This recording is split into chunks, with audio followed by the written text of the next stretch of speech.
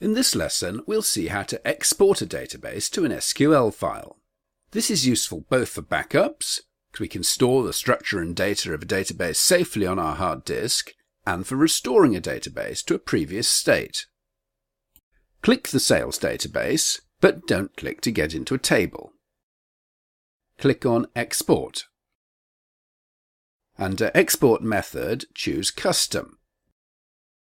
Under Format, choose SQL. Under Tables, select All Tables, Structure and Data. Scroll down and tick the Add Create Database statement.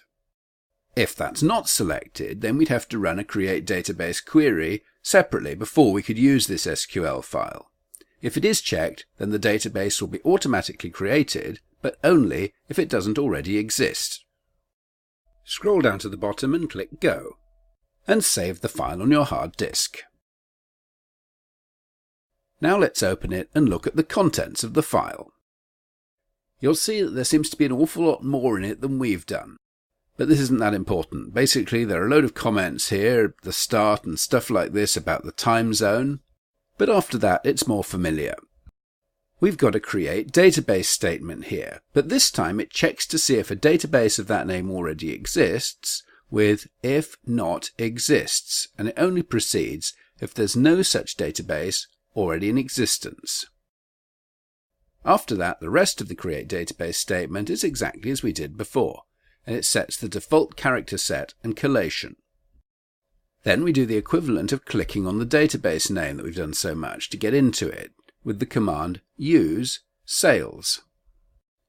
And after that, a familiar create table statement, naming the customers table and creating all the columns with their data types and collations. After the closing parentheses, after the last column name, you'll see a bit extra which we didn't do before, the database engine type.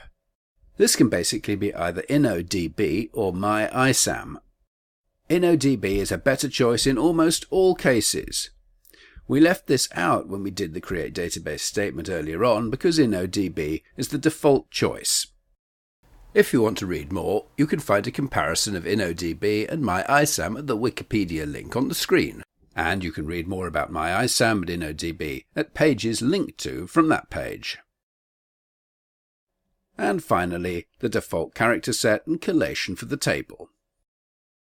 After that, there's a familiar insert into statement to add all the records. All the landline records, as you can see, are null, as we didn't actually add anything for these.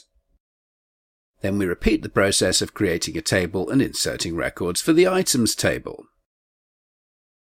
After that, there are two alter table statements to add customer ID and item ID as the primary keys for each table. That could have been done at the same time as create table. And similarly, the auto increment property is also set using an alter table statement twice. That too could have been done when the tables were created. Now that SQL file can be kept safe as a backup and imported to restore the database and its records if the database was accidentally deleted or corrupted. Later on in the course, we'll see how to export and import databases automatically so that we can back up and restore our databases on a scheduled basis. In the next lesson, we'll look at how to delete records from tables.